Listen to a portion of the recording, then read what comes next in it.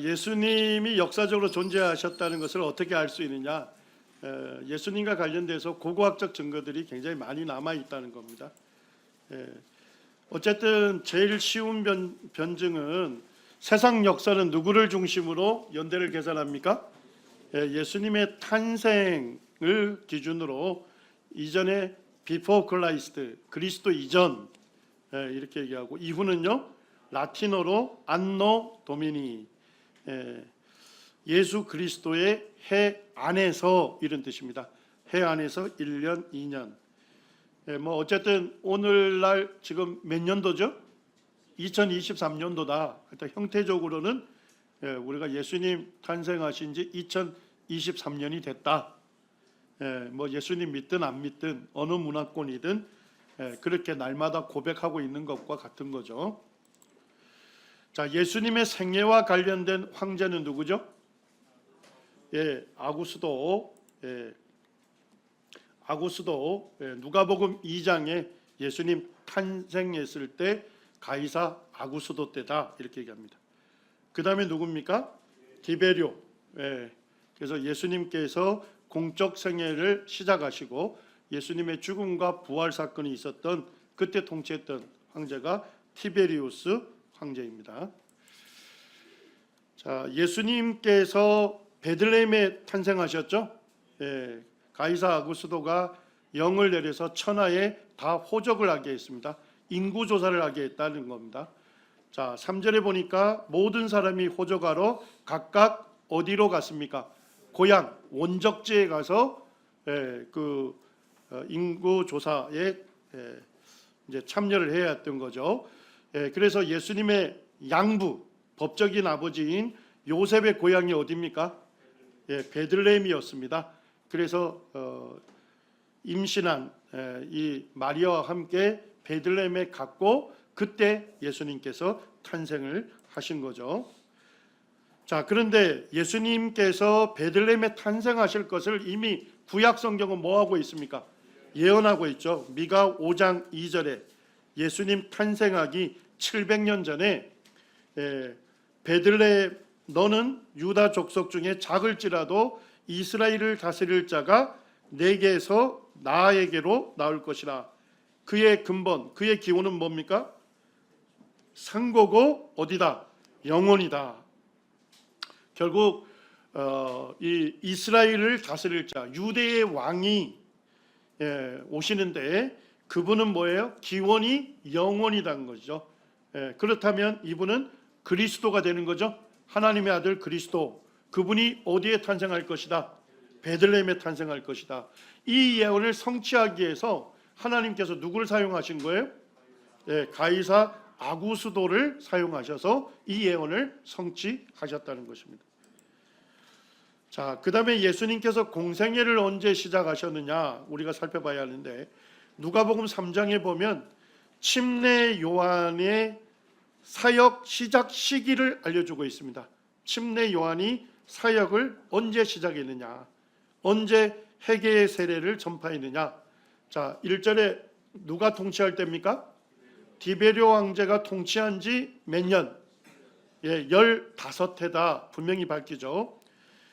그리고 이제 21절에 보니까 백성이 다 나와서 침례를 받을세. 예수님도 침례를 받으시고, 그리고 침례를 받자마자 예수께서 뭐 하기 시작하십니까? 가르치심을 시작해요. 공적인 생애를 시작하신 거죠. 자, 그럼 뭐예요? 침례 요한이 사역을 시작하고 조금 있다가 누가 시작한 거예요? 예수님께서 공적 생애를 시작하신 겁니다. 자, 그러면 티베리오 황제가 황제로 등극한 게 언제입니까? AD 14년 9월 17일이에요. 자, 15째 해면 여기에서 요 사이가 되겠죠. 자, 그러면 여기 어디쯤 침례 요한이 사역을 시작했겠죠. 그리고 예수님은 아마도 AD 29년 후반부쯤, 가을쯤에 공적 사역을 시작했을 것이다. 이렇게 볼 수 있는 것이죠. 자, 그리고 예수님의 생애는, 공적 생애는 얼마 기간이라고요? 3년 반이 되는 거죠. 그래서 AD 29년 가을쯤에 공적 생애 시작해서 유월절 몇 번 보내셔야 돼요? 4번. 그러면 3년이 되는 거죠. 그리고 예수님은 네 번째 유월절 AD 323년 4월 3일 유월절 어린 양을 도살하는 그날에 예수님 십자가에 죽으신 거예요.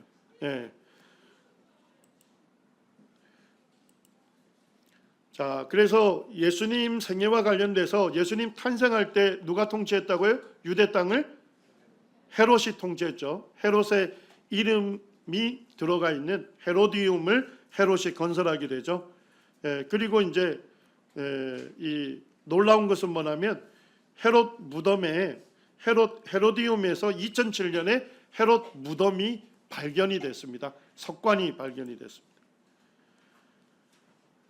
이게 참 놀라운 것은 뭐냐면 요세푸스가 쓴 고대사는 예수님 시대거든요. 1세기 AD 1세기인데 헤롯이 여리고 궁전에서 사망하고 어디에 장사됐다고 기록하고 있죠? 헤로디움에 장사됐다고 기록을 해놨어요. 2000년 전에. 자, 그러면 고고학자들이 뭐예요? 헤로디움에서 열심히 살폈겠죠. 근데 언제 발견한 거예요? 2007년에서 헤롯의 석관을 발견하게 된 겁니다. 헤롯의 석관이다 하는 것을 결정적으로 알게 되는 것은 여기에 보면 꽃 문양이 보입니까? 요게 헤롯 왕실 문양입니다. 그래서 거기에 이걸 결정적으로 헤롯의 석관이다 이렇게 밝게 됐고, 지금 뭐 헤롯의 것이다 하고 하는 기록된 헤롯 왕의 동전 이런 것도 다 나와 있고요. 예수님 탄생할 때 헤롯 대왕과 관련돼서는 수많은 건축 유적들이 지금 이스라엘 땅에 남아 있어요. 그래서 이스라엘 성지 답사를 가게 되면 이스라엘 땅을 먹여 살리는 인물이 두 인물이랍니다. 첫 번째 누구일까요? 예수님 기억하고 예수님께서 걸으셨던 그 땅을 밟고 싶은 수많은 기독교인들이 오죠. 또 하나는 뭐예요? 헤롯입니다. 그래서 헤롯은 성경의 중요한 유물들을 전부 건축물로 만들어 나온 거예요.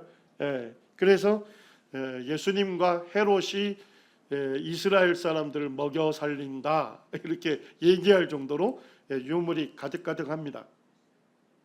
자, 그리고 예수님께서 사적 생애를 살았던 그 중심 도시가 어디입니까? 나사렛이죠. 나사렛은 산지입니다. 산 위에 건설된 그런 동네입니다. 여기가 나사렛인데요.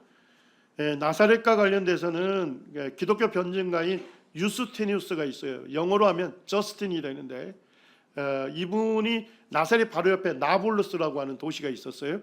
거기에 이교도 과정에서 태어났습니다. 원래 예수님 믿는 사람이 아니었어요.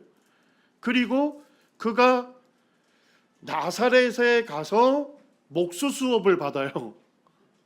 그런데 갔더니까 누구가 설립한 거예요? 예수님의 양부인 요셉이 설립한 가게에서 수수 목수로서 일하게 되고, 예수님이 만든 멍에와 청기 같은 농구기구들이 그때에도 남아 있었다고 유스티니우스의 문헌에 기록해 놓고 있습니다. 자, 이 사람은 예수님 믿는 믿음을 변증하는 것 때문에 순교당한 인물이거든요. 자, 그가 기록한 책에 역사적으로 거짓을 기록할 수 있을까요? 거짓 때문에 목숨 바칠까요? 그렇지는 않겠죠. 굉장히 의미 있는 문헌에 기록이 되어 있다. 그리고 이제 아주 놀라운 것은 2002년에 이 성서 고고학회하고 디스커버리 채널에서 동시에 발표했는데, 이 앙드레 레멜 박사라고 하는 세계적인 고문서 학자입니다. 이분이 이제 석관을 발견했는데 그 석관에 보니까 요셉의 아들이요 예수의 형제인 야고보다고 기록된 석관을 발견하게 됩니다. 예수님 당시에 유대의 장사 예법 아시죠? 땅 속에 묻는 것이 아니라 돌을 판 굴, 그 안에 이런 세마포천으로 시신을 다 감싸고 석판 위에다가 올려놓게 되죠. 시간이 지나면 시신이 다 부패하겠죠. 뭐만 남아요? 뼈만 남으면 돌로 된 관, 석관이 되겠죠. 본 박스 안에다가 뼈를 그 안에 집어넣고 거기에다가 주인의 이름을 기록해 놓는 겁니다. 그렇게 해서 가족 공동묘로 사용을 했던 거예요. 그래서 바이블리칼 아키올로지 리뷰라고 하는 고고학 잡지에서 2002년 11월 12호로에 돌에 새겨진 예수의 증거, 이래서 예수의 형제 야고보의 석관이 예루살렘에서 발견되었다, 이렇게 발표를 했고요. 지금 여기 석관에 그 당시 공용어가 아람어였습니다. 아람어로 이렇게 기록되어 있습니다. 야코프 바 요세프, 요셉의 아들 디 예슈와, 예수의 형제, 이렇게 되어 있고, 지금 고고학자들이 내린 그 측정한 결과에 보면 유대인들에 의해서 사용된 BC 20년과 AD 70년 사이 그 시대의 석관 형태다는 겁니다. 그리고 요세푸스가 예수님의 형제 야고보가 언제 순교당했다고 기록해 놓죠? 베스도가 죽었을 때 AD 62년에 순교당했다고 밝히고 있죠. 요 사이에 들어가죠. 그리고 아랍학자들은 이 명각이 1세기 중반의 진품임을 확정한다고 발표를 했고, 이스라엘 고고학 협회에서도 현대공구나 도구를 사용한 흔적이 없다, 쉽게 말하면 조작된 것이 아니고 진품이다, 이렇게 얘기를 하고 있고, 마태복음 13장에서도 예수님의 육신의 형제 누구를 언급하고 있습니까? 첫째로 야고보를 얘기하고 있고, 갈라디아 1장에 보게 되면 최초로 세워진 예루살렘 교회의 유력한 지도자로 누가 등장합니까? 주의 형제 야고보가 등장을 하죠. 그리고 2012년에 독특한 사건이 있었는데, 이스라엘 문화재청에서 이 예수님의 형제인 야고보의 석관이 위조된 위조품이다 하는 소송을 걸었어요. 이스라엘 문화재청에서. 그런데 예루살렘 법정에 아하론 파키시라고 하는 판사가 유대인이었음에도 불구하고 이것은 위조품이 아니므로 뭐라고 판결했습니까? 무죄 판결을 내렸어요. 그러니까 법정에서 야고보의 유골함에 새겨진 비문의 진위를 의심할 아무런 이유가 없다, 법정에서 재확정을 해준 것입니다. 여기는 이제 갈릴리입니다. 갈릴리 서쪽에 가면 아르벨 언덕이 있습니다. 여기에서 지금 여기에 쓰게 되면 갈릴리 전체가 조망이 돼요. 그때 이제 찍은 사진인데, 여기에 보면 상부 요단강이 이 갈릴리 바다로 유입이 됩니다. 자, 예수님의 그 공적 생애의 거점 도시가 어디였습니까? 가버나움이었죠. 가버나움. 가버나움에 가게 되면 그 대문에 이렇게 써놨습니다. 가파르나움, 가버나움, 더 타운 오브 지저스, 지저스의 도시다, 이렇게 되어 있고, 마태복음 9장 1절에서도 예수님께서 배에 오르사 건너가 어디에 이르십니까? 본 동네. 근본 본자를 쓴 거예요. 쉽게 번역하면 자기 동네, 이런 얘기입니다. 그러니까 예수님의 사적 생애의 거점 도시는 어디고요? 고향은 나사렛이고, 공적 생애의 고향은, 제2의 고향이라 할 수 있는 것은 가버나움이다, 이런 얘기죠. 거기에 가게 되면 예수님께서 방문하셨던 가버나움 해당터가 발굴되어 있습니다. 그리고 갈릴리 바다에 보면 베드로의 생가터가 발굴이 되어 있어요. 마가복음 1장 29절에 보니까 해당에서 나와 곧 어디로 가십니까? 야고보와 요한과 함께 시몬 베드로와 안드레의 집으로 들어가시니. 자, 해당과 시몬 베드로의 집이 가까웠다는 거예요? 멀었다는 거예요? 가까웠다는 건데, 실제 발굴도 그렇게 보여주고 있습니다. 지금 이제 고고학자들에 의해서 이렇게 그려진 건데요. 발굴하고 이제 이렇게 아마 도시를 형성했을 거다. 번성한 항구 도시고, 그다음에 예수님의 공생의 거점 도시다 하는데, 여기가 유대인의 해당이고 여기가 예수님의 집이다. 그래서 죄송합니다. 베드로의 집이다. 그래서 매우 가까웠다 하는 걸 보여주고 있습니다. 여기가 이제 가버나움 해당이 되겠습니다. 그리고 이제 제가 그곳에 몇 번 방문하면서 인증자, 이때만 해도 제가 상큼했었는데 지금은 많이 시큼해졌습니다. 여기 벽적을 보게 되면 아래쪽 기초는 검은색 돌이죠. 현무암입니다. 위쪽에는 하얀색 돌이죠. 석회암입니다. 그래서 요 기초가 바로 예수님 시대의 가버나움 회당의 기초였다 이렇게 밝힙니다. 가버나움은 화산과 지진 활동이 많았어요. 그래서 제주도처럼 뭐가 많은 겁니까? 검은색 현무암이 많아서 그걸로 가버나움 회당을 지은 거예요. 그러다가 4세기에 이것이 허물어졌어요. 그래서 재건축을 한 거죠. 그러니까 예수님 시대의 가버나움 회당의 기초 위에 재건축을 했다고 거기에서 그게 고고학자들이 발굴하고 거기에 써놨어요. 그래서 이 해당을 이제 대리석으로 석회암으로 백색으로 만들었잖아요. 그래서 이 해당을 화이트 시나고그다, 백색 해당이다 이렇게 부르게 됐다는 겁니다. 그 다음에 이제 여기 시몬 베드로의 집터 위에다가 지금 그 위에다가 건물을 지어놔서 보존을 하고 있는 겁니다. 그래서 밑을 보게 되면 이 발굴 당시에 1세기의 그 집터가 그대로 지금 다 보여요. 밑으로 쭉 이렇게 보게 되면 발굴할 때 이쪽에 침례터가 발굴이 됐습니다. 어쨌든 거기에서 뭐예요? 침례식을 행했다는 거죠. 자, 침례식을 행했다는 건 뭐예요? 거기가 예배당으로 활용이 됐다나 이렇게 볼 수 있는 거죠. 한 100개 정도의 십자가가 발굴이 됐고 결정적인 것은 뭐냐면 벽에 예수가 주이시며 메시아다 하는 글귀가 새겨져 있는 방을 발견하게 됩니다. 그래서 시몬 베드로의 개인 집터였지만 굉장히 넓었거든요. 누구까지 모셨죠? 장모님까지 모셨던 굉장히 큰 집이었습니다. 그래서 예수님 십자가 사건이 있은 이후에 아마도 성도들의 모임 장소로 사용되었을 것이다 이렇게 보고 있는 것이죠. 그리고 이제 예수님께서 양문 곁에 베데스라는 못에서 38해 된 병자를 고치는 사건이 있죠. 여기 이제 예루살렘 성전의 북쪽에 보면 베데스다 연못이 있습니다. 북쪽에 문이 있어서 양문. 양문은 뭡니까? 제사할 때 양으로 제사를 드리잖아요. 그러니까 양들을 성전 안으로 들이는 문, 그걸 양문이라고 해요. 자, 그러면 제사에 쓰려면 그 양들을 어떻게 해야 되겠습니까? 깨끗하게 씻어야 되겠죠? 그래서 북쪽에 베데스다 연못이 있어요. 거기에서 깨끗하게 씻은 다음에 양문으로 들여서 제사를 드렸던 겁니다. 그래서 거기에 보면 행각이 5개가 있었다 성경이 기록이 되어 있는데 실제 베데스다 연못을 발굴할 때 행각 5개를 발굴하게 돼요.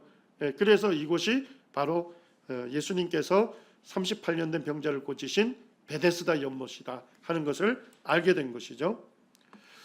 자, 그 다음에 예수님께서 유대 예루살렘에 있다가 갈릴리로 가실 때 원래 정통 유대인들은 어디를 거치지 않습니까?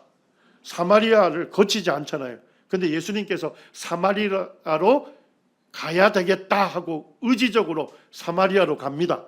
그때 누굴 만납니까? 사마리아에 있는 수가성에서 사마리아 여인을 만나는 기록되어 있잖아요. 거기에 보니까 야곱이 그 아들 요셉에게 준 땅이 가깝고 거기에 뭐가 있었다고요? 야곱의 우물이 있었습니다. 여기에 보면 남쪽에 그리심산이 있고 북쪽에 에발산이 있습니다. 그 사이를 세겜, 구약시대 세겜이라 불렀죠. 거기에 보면 수가성 보입니까?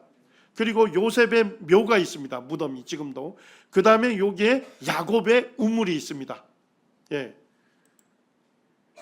그 야곱의 우물이 있는 곳에다가 그리스 종교에서 예배당을 지어서 보존을 하고 있어요.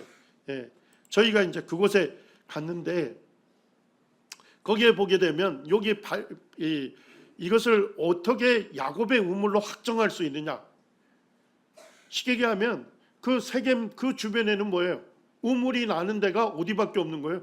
여기밖에 없고 1912년에도 사마리아 여인들이 이 안으로 들어가서 이 야곱의 우물에서 물을 길렀다는 겁니다. 사진으로 남아 있고 저희들이 이제 그곳에 갔습니다. 가서 지금 다들 막 흥미진진한 모습으로, 누군지 아시겠죠? 옆모습임에도 불구하고 아주 진하게 알 수 있는. 그래서 그때 이제 야곱의 우물 보면서 굉장히 막 흥분했어요. 근데 그 사마리아 여인, 이 야곱의 우물에 있던 사마리아 수가성 여인에게 예수님 뭐라 합니까? 너가 물 좀 달라는 이가 누군지 알았다면, 이렇게 이제 얘기를 하시죠. 그러니까 이렇게 빨리 가야 하는데, 그때 그 여인이 그럽니다. 주여, 당신은 물기를 그릇도 없고 뜨레박도 없고 이 물은 깊은데, 이렇게 얘기를 합니다. 실제 이게 굉장히 깊어요. 몇 미터일까요? 40미터입니다.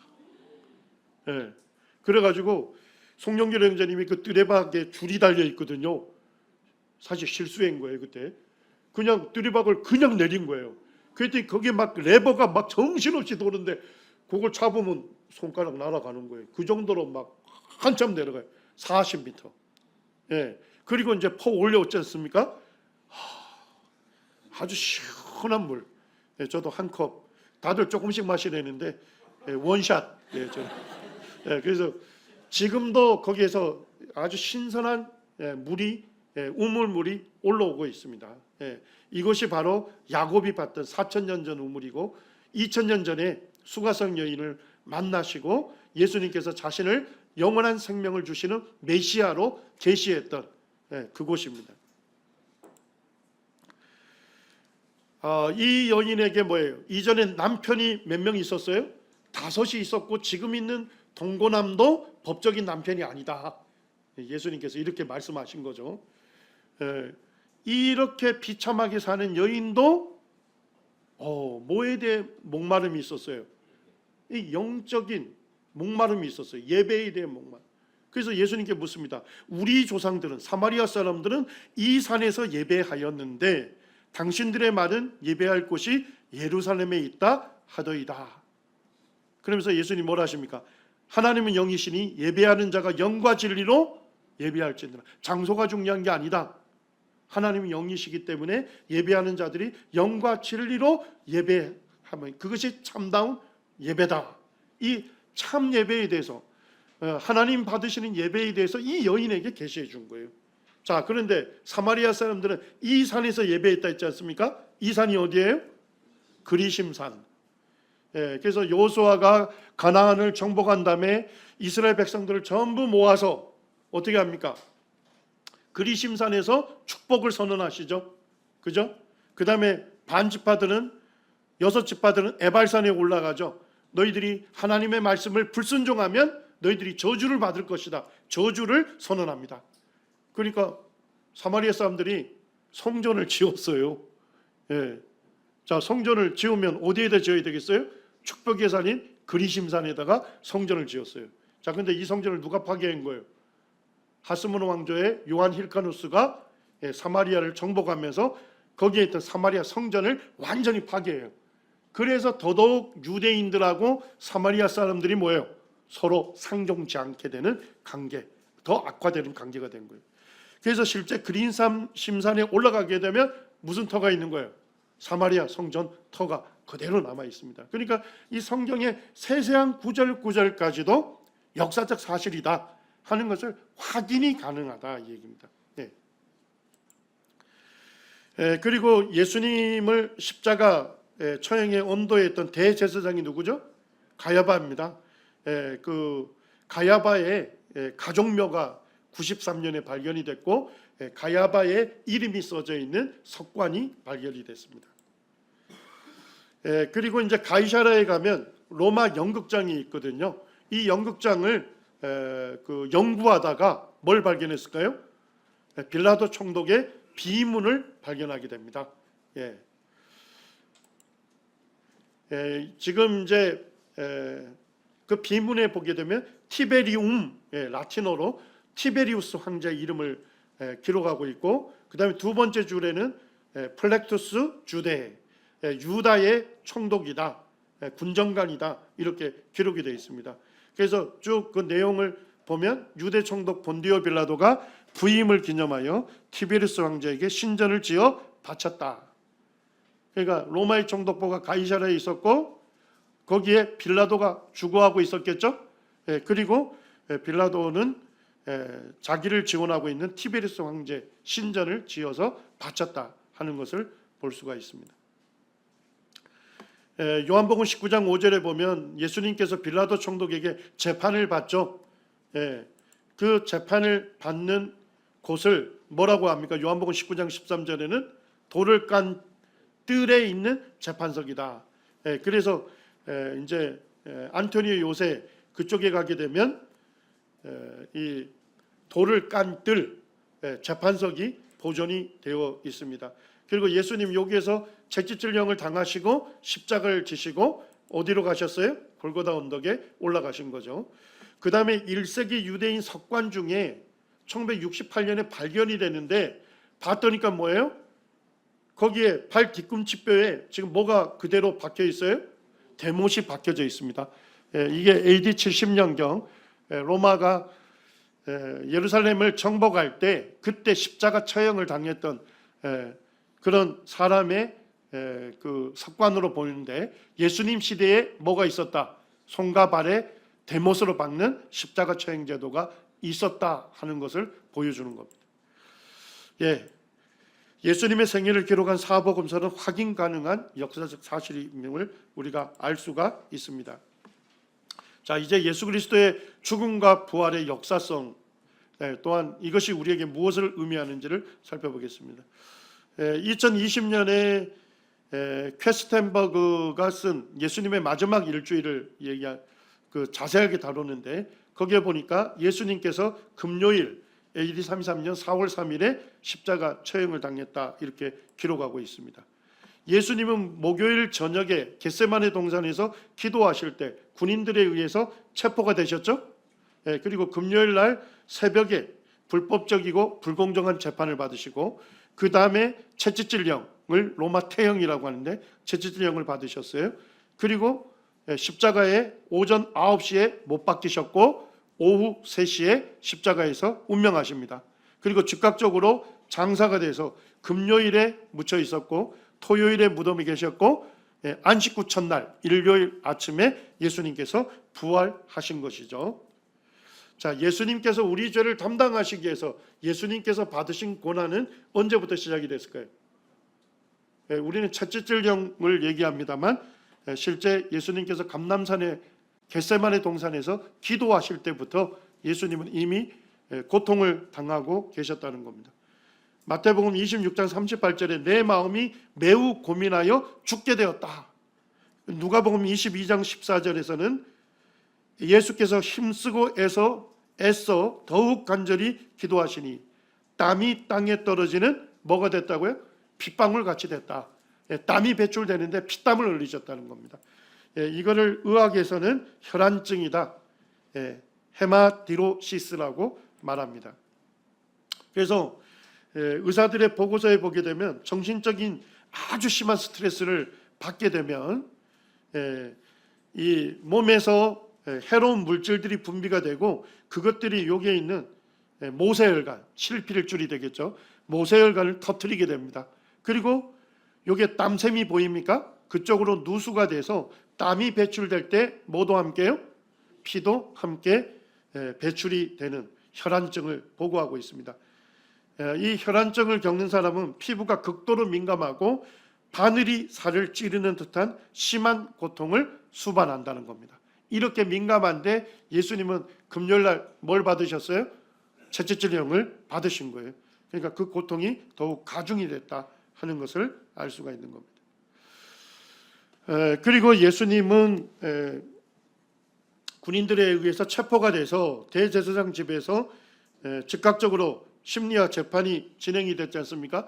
중한 죄인에 대해서는 성전에서만 재판하도록 되어 있고 그리고 낮 시간에만 재판하도록 되어 있는데 불법적이고 불공정한 재판이 이루어졌습니다. 정당한 증인만 채택하도록 되어 있었지만 거짓 증인을 채택해서 거짓 증거로 예수님을 고소했습니다. 그리고 이 유대 땅은 누가 통치하고 있었습니까? 총독이 통치하고 있었기 때문에 총독에게만 사형권이 있었어요. 그래서 이제 그 유대 종교 지도자들이 예수님을 빌라도 총독에게 끌고 온 것이죠. 그리고 몇 번 심문하게 됩니까? 3번 심리를 하고, 심리할 때마다 죽일 죄를 찾지 못했다. 예수님은 인간의 법정에서도 무슨 판결을 받으셨어요? 무죄 판결을 받으신 것이죠.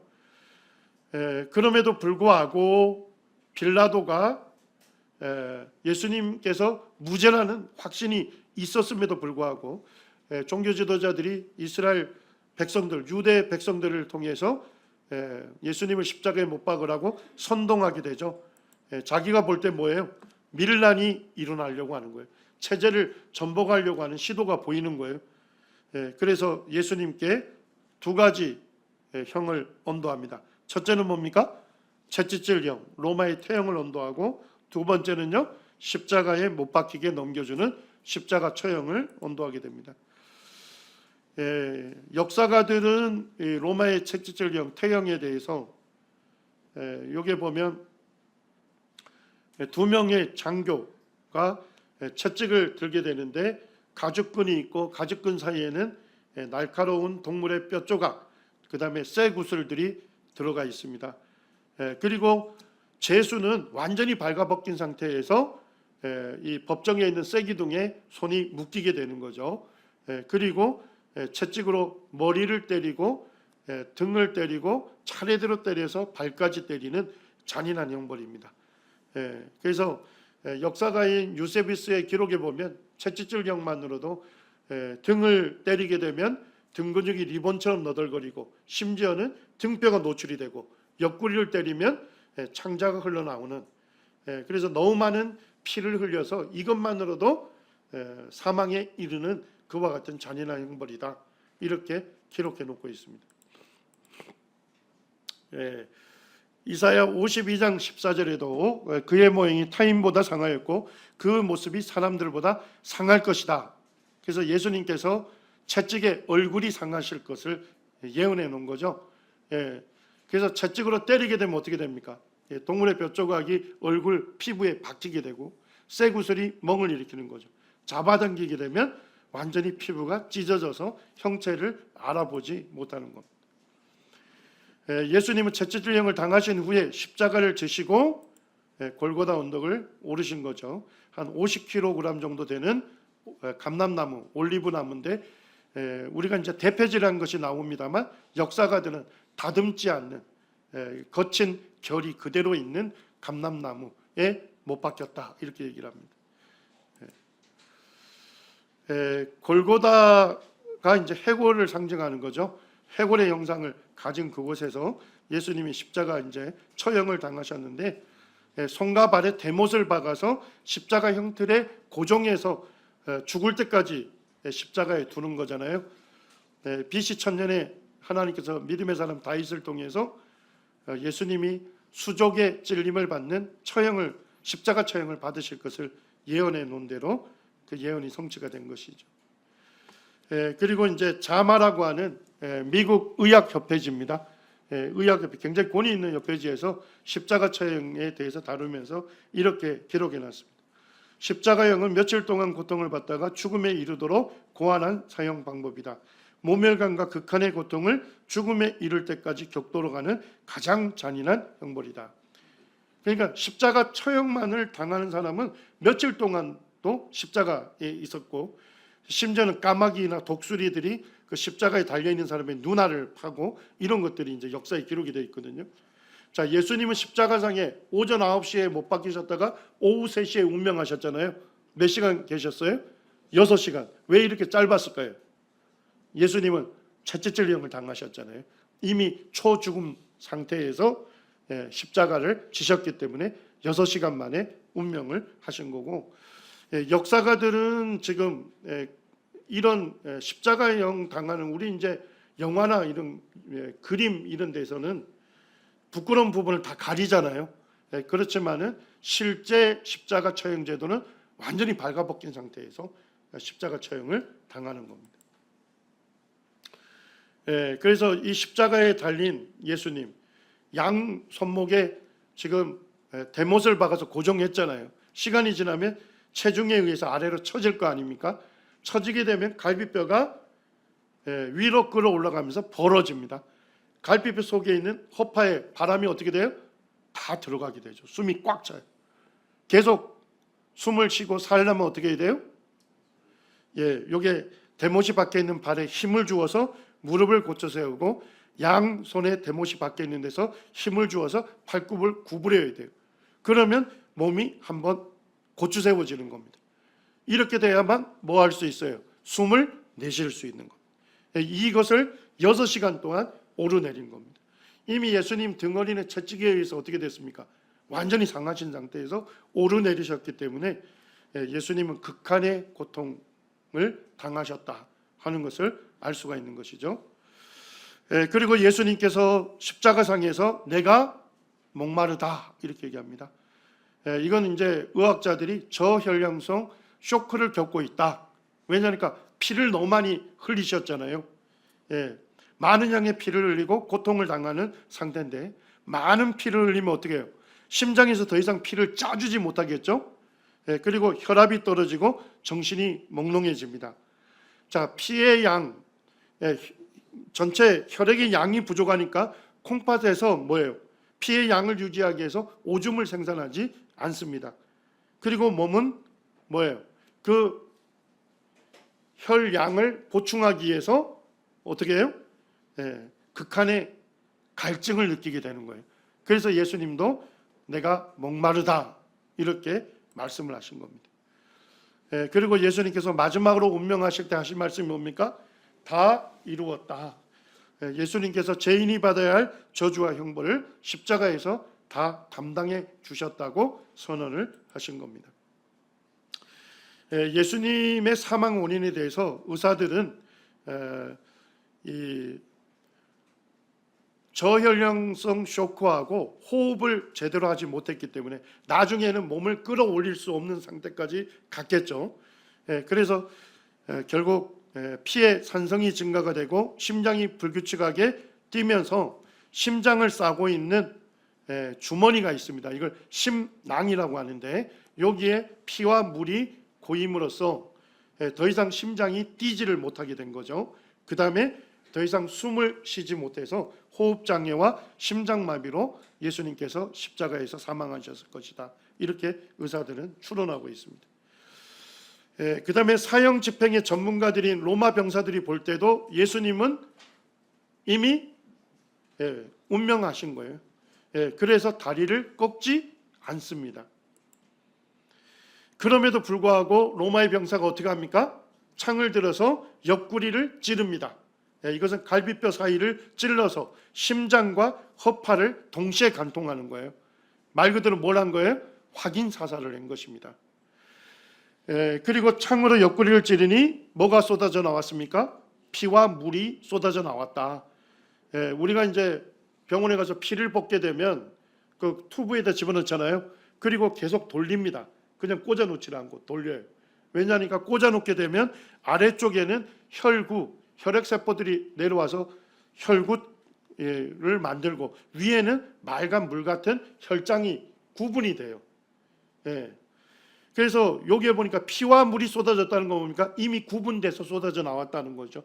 예수님 사망한 지 최소 15분 이상 지났다 이렇게 보는 겁니다. 윌리엄 에드워즈 등 이제 여러 의사들이 미국 그 의학협회지에 1986년에 예수 그리스도의 신체의 죽음에 대해 사망에 대해서 쭉 이제 의학적인 것을 봤는데 그들이 이렇게 얘기합니다. 역사적인 증거와 의학적 증거로 살펴볼 때 예수님은 창에 옆구리를 찔리기 전에 분명히 죽어 있었다. 따라서 예수님이 십자가에서 죽지 않았던 가정에 기초한 해석은 현대 의학적 관점에서 볼 때 무슨 주장이다? 잘못된 주장이다. 그래서 일반 그 비평가들이 이런 얘기를 합니다. 예수님이 십자가에서 못 박힌 건 사실이지만 죽지 않았다는 것이죠. 기절했다는 거예요. 그리고 예수님이 무덤에 안치됐을 때 서늘한 기운 때문에 정신이 다시 회복이 돼서 그것을 사람들이 부활했다 이렇게 오해한 것이다, 이렇게 얘기를 합니다. 이걸 기절설이라고 얘기합니다. 의사들은 기절설은 의학적인 증거나 역사적인 증거로 볼 때 그거는 근거가 없다, 이렇게 얘기하죠. 그 다음에 예수님 시대에는 바위 속에 판 무덤에 장사를 했죠. 그래서 요한복음 19장에도 보면 예수의 시체를 가져다가 유대인의 장례법대로 그 향품과 함께 세마포로 쌌더라. 유대인 장례법은 어떻게 합니까? 시신에다가 세마포 천으로 온몸을 감쌉니다. 그리고 몰약과 침약, 기름을 그 세마포 천 사이사이로 발라서 코팅을 하는 거예요. 그러니까 예수님께서 혹, 불경스러운 말을 입에 담겠습니다. 혹 십자가에서 운명하지 아니하였을지라도, 기절했다고 할지라도 유대인 장례법대로 보면 어떻게 해요? 예수님은 질식사하게 되는 것이죠. 그리고 이제 유대인의 그 바위 속에 판 무덤에 보면 입구가 유일하게 여기 한 개가 있습니다. 자, 입구는 뭐예요? 뭘로 막습니까? 큰 돌로 굴려서 막게 돼 있거든요. 그러니까 탈출구가 유일하게 여기 하나밖에 없어요. 자, 그런데 한번 보세요. 2톤 정도 되는 거대한 돌로 무덤을 막습니다. 자, 무덤 밖에 돌이 보이죠? 자, 안에서 보면 어떻습니까? 밀 수 있어요, 없어요? 안에서는 절대 밀 수가 없습니다. 예수님께서 혹 기절하셔서 서늘한 기운에 의해서 정신이 돌아오셨다 할지라도 안에서 열 방법이 없습니다. 그리고 뭐예요? 여인들이 안식구 첫날에 예수님의 무덤에 가면서 뭘 걱정했습니까?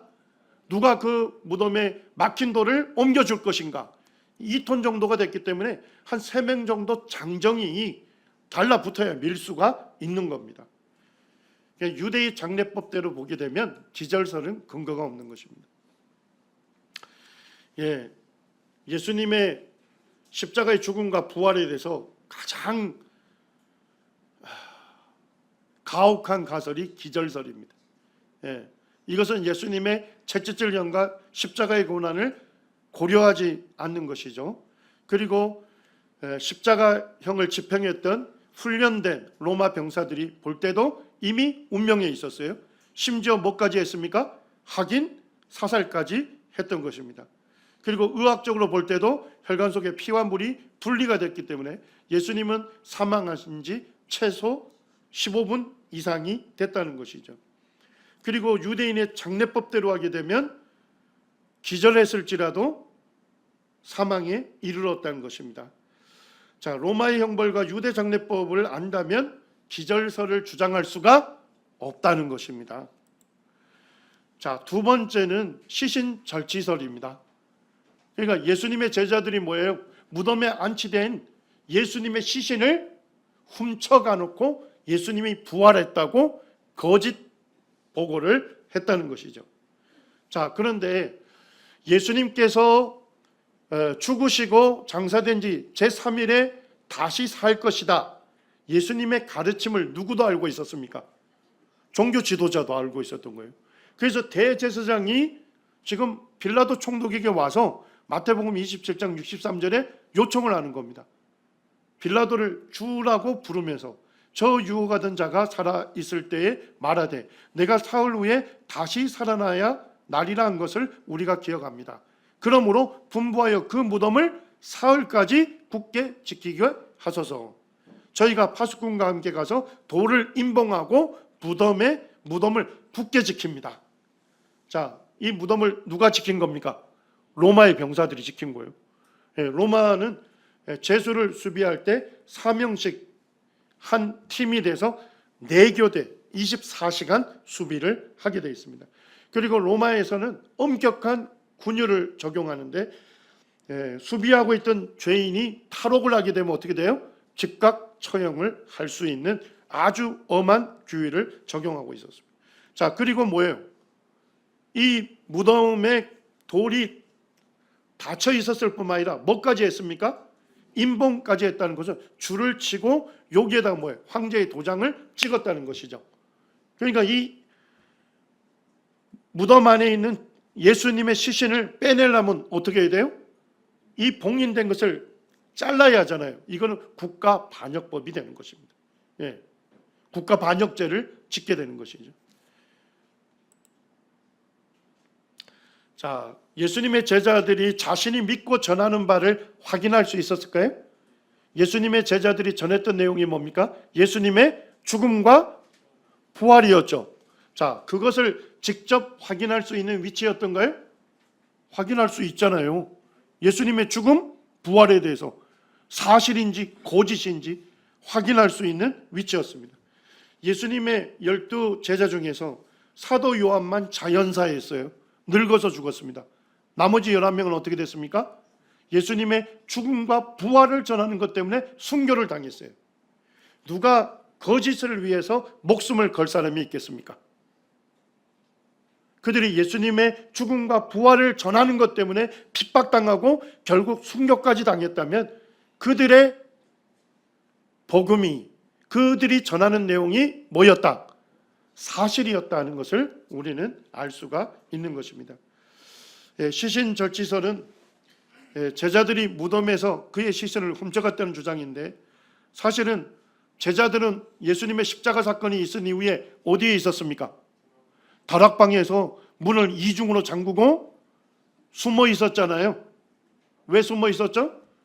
자기들도 예수님을 따르는 제자로 드러나면 자기들도 십자가 처형을 당할까 봐 두려워서 떨고 있었잖아요. 그랬던 그들이 어떻게 로마의 수비병들을 뚫고, 그것도 뭐예요? 봉인을 자르고 그 안에 있는 예수님의 시신을 탈취해 갈 수 있을까요? 그거는 불가능한 것입니다. 예. 더더욱 누가 거짓을 위해서 목숨을 걸겠는가? 제자들이 무덤에서 시신을 옮겼다면 자신들이 꾸며놓은 거짓 때문에 제자들의 삶이 변화됐을 뿐만 아니라 뭐까지 변화됐습니까? 성품까지 변화시킬 수 있었다? 그것은 불가능한 것이죠. 거짓 때문에 삶이 변화되고 성품이 변화될 수 있을까요? 그거는 결코 그럴 수 없다는 것입니다. 예, 그 다음에 마지막 의심이 뭐냐? 무덤 차고설이에요. 이 여인들이 예수님이 죽으신 것이 너무나도 깊은 슬픔이 됐기 때문에 정신이 착란이 돼가지고 엉뚱한 무덤을 방문했다는 거예요. 그리고 엉뚱한 무덤에 갔더니까 예수님 시신이 없다. 그래서 예수님 부활했다 이렇게 얘기했다는 거예요.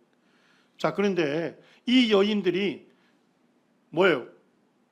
제자들에게 가서 예수님 부활하셨다, 예수님 무덤이 비어 있었다라고 얘기했죠. 그때 뭐예요? 베드로와 요한이 예수님의 묻힌 무덤을 달려갔죠.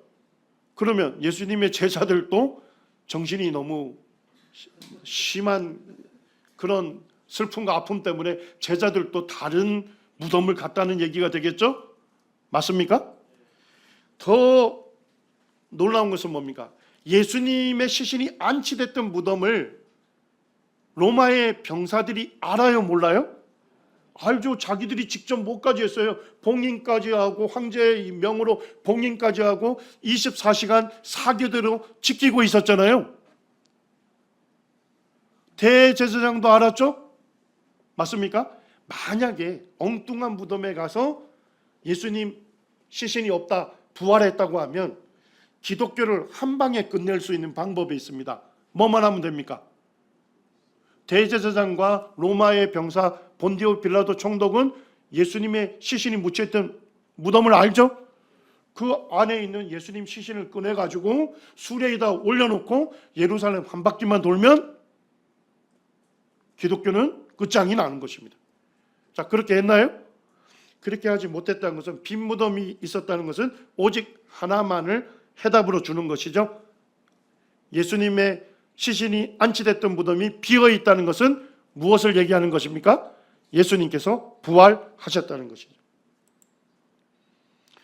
성경과 역사가 부인할 수 없는 네 가지 사실이 있습니다. 첫째는 예수님은 십자가 처형을 당했다. 성경도 말하고 역사도 말합니다. 사흘 만에 빈 무덤으로 발견됐다는 것은 성경도 말하고 역사도 말하고 있어요. 자, 세 번째는 제자들이 부활을 목격했다고 뭐 했죠? 보고했다, 전했다고 하는 것도 역사도 말하고 성경도 말합니다. 자, 네 번째 말해주는 건 뭡니까? 성경과 역사가 동시에 지지하는 것은 뭡니까? 제자들의 삶이 급격하게 변화됐다는 것입니다. 제자들이 뭐예요?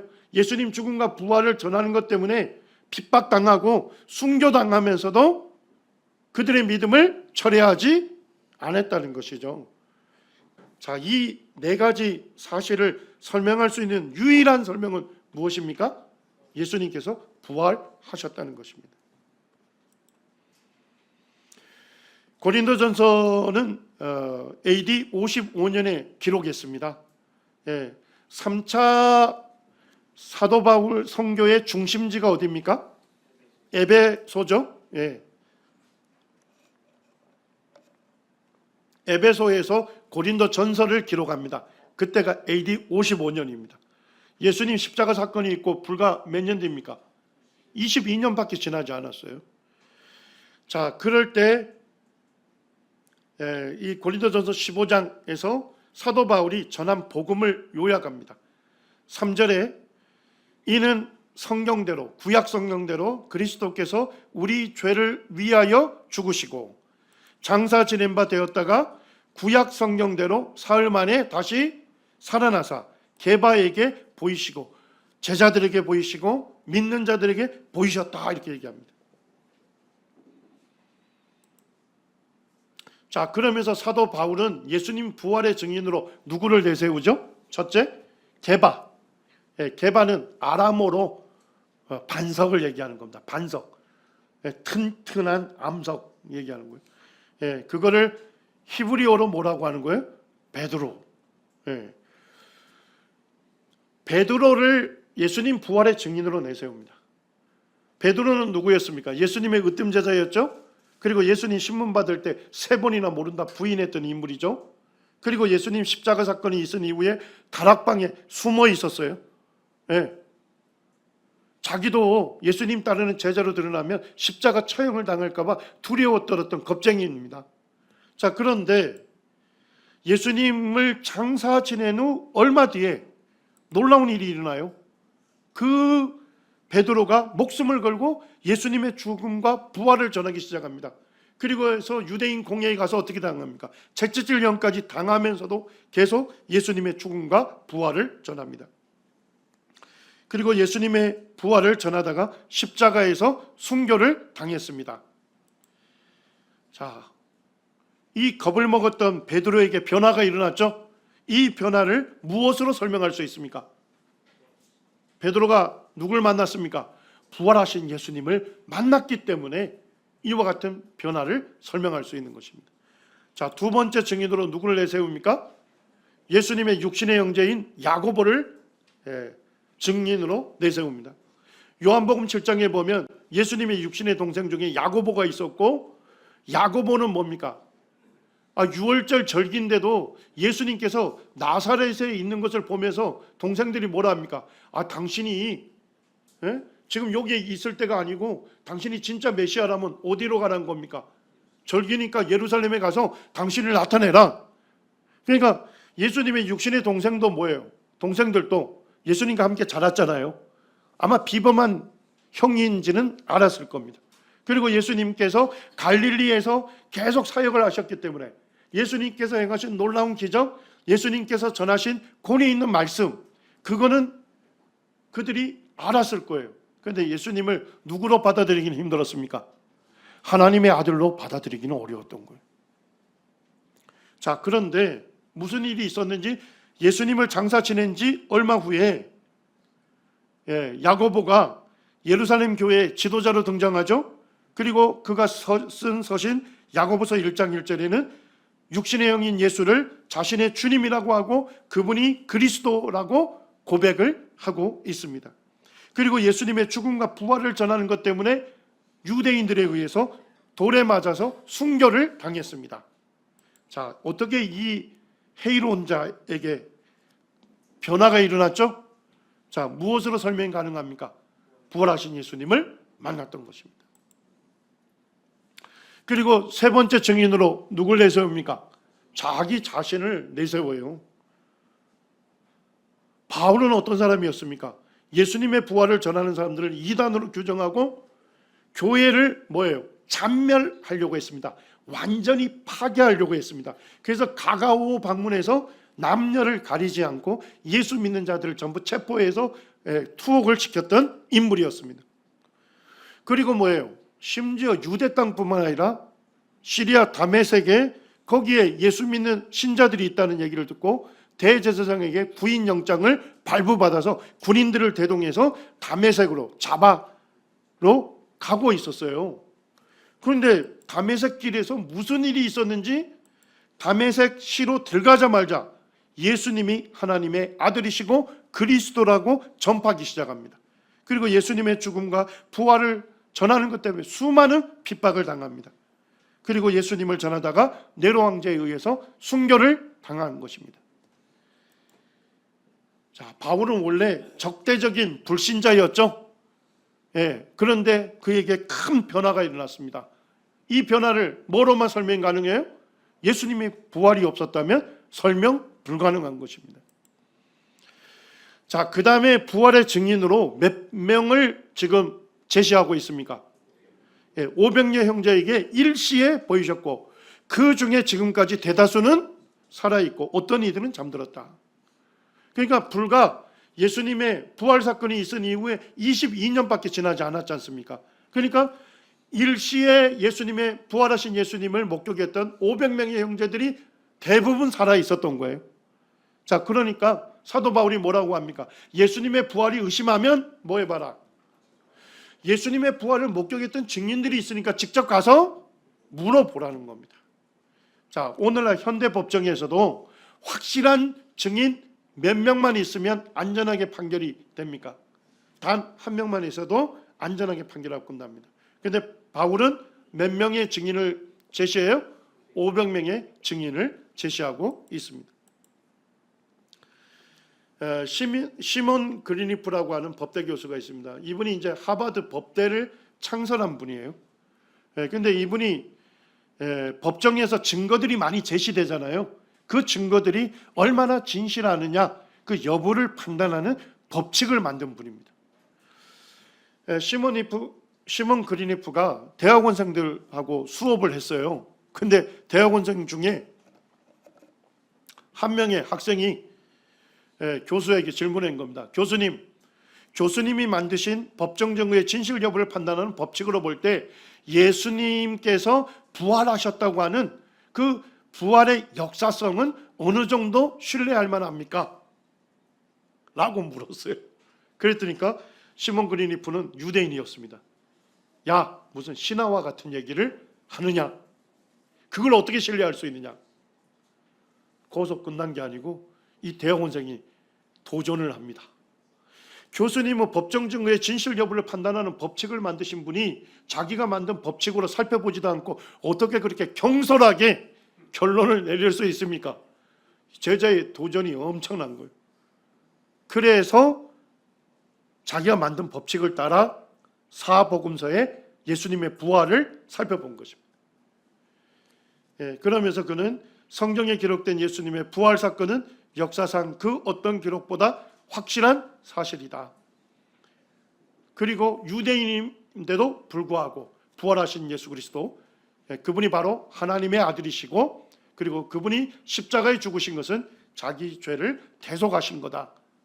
그리고 이제 그 나머지 삶은 예수 그리스도의 믿는 믿음이 진리다 하는 것을 변증하는 기독교 변증가로 일생을 보내게 됩니다. 여러분들 종교 지도자 중에서 죽은 자를 살렸다는 사람이 있습니까? 있다면 예수님밖에 없죠. 더더욱 죽었다가 스스로 부활한 사람이 있습니까? 있다면 예수님 한 분밖에 없습니다. 예수님은 죽은 자들 가운데서 부활하서 능력으로 하나님의 아들로 선포되신 분이십니다. 자, 예수님은 왜 죽었다가 다시 살아나셨습니까? 로마서 14장 9절에는 죽은 자와 산 자의 주가 되려 하심이라. 정확하게 번역하면 주군을 얘기하는 것입니다. 주인 정도가 아니고 왕이시다 하는 것입니다. 예수님께서 우리 죄를 담당하는 구주이실 때는 십자가장에서 머리에 무슨 관을 쓰셨어요? 가시면류관을 쓰셨지만 부활하신 예수님의 머리에는 무엇이 얹어졌습니까? 영광의 왕관이, 왕의 면류관이 쓰여지신 것입니다. 로마서 10장 9절에도 어떻게 하면 구원받습니까?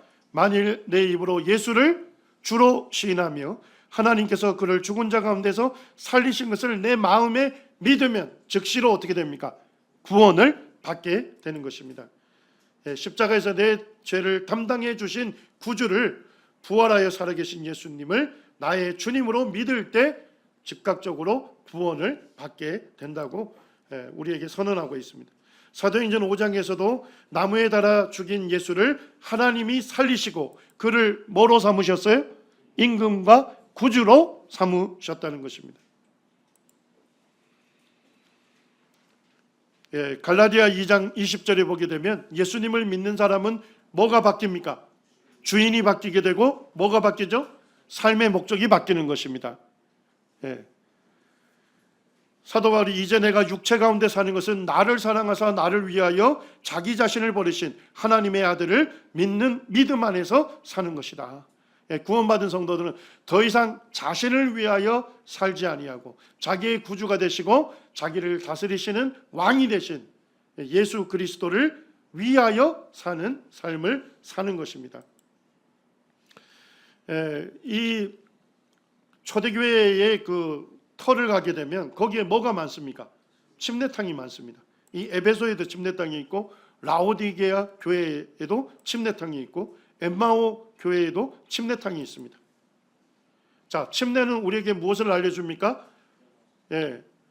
구원받은 성도를 물속에 잠기잖아요. 예수 그리스도의 죽음과 합하여 침례를 받음으로 예수 그리스도와 함께 장사가 되는 것입니다. 침례는 먼저 그리스도의 죽음과 연합이 되는 겁니다. 자, 계속 그 안에 두면 어떻게 돼요? 진짜 죽습니다.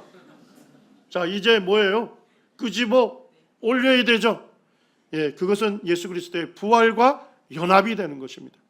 예수님의 부활이 실제가 적이지 않았다면 무슨 예식이 존재할 수 없습니까? 무슨 예식이 존재할 수 없습니까? 침례식이 존재할 수 없어요. 침례탕이 존재할 수 없습니다. 자, 그 다음에 뭐예요? 유대인들은 1500년 동안 예배를 언제 드렸습니까?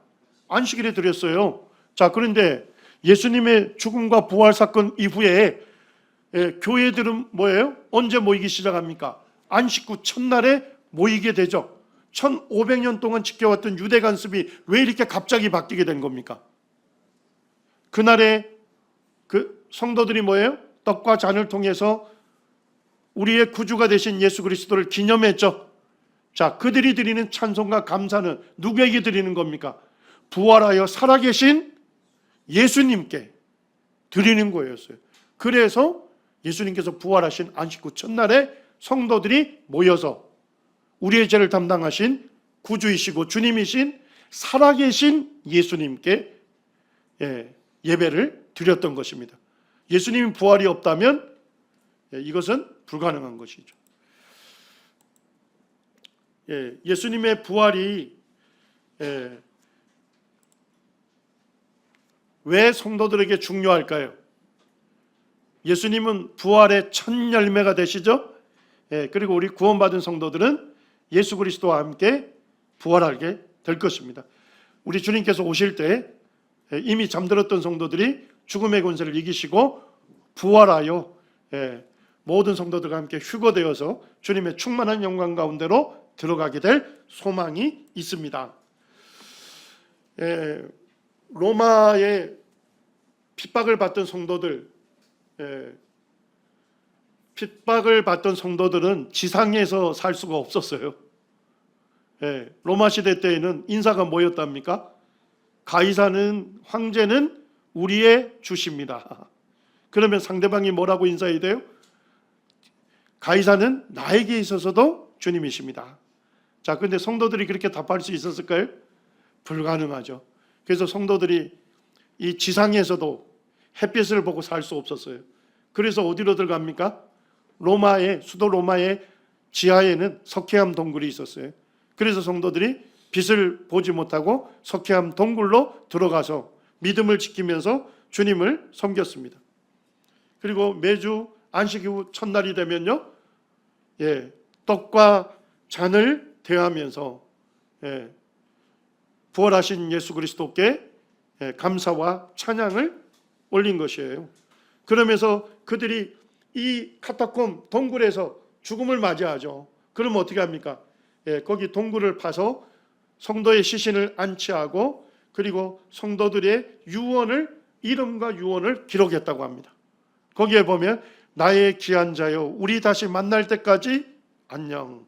아침에 다시 만날 때까지 안녕. 그러니까 성도들이 뭐예요? 죽음의 시간이 올 때 주님의 부르심을 받을 때 무슨 소망 가운데서 잠들었습니까? 부활의 소망 가운데서 우리 모든 성도들이 예수 그리스도 앞에서 부활하여 죄해할 것이라는 그 부활의 소망 가운데서 잠들었던 것입니다.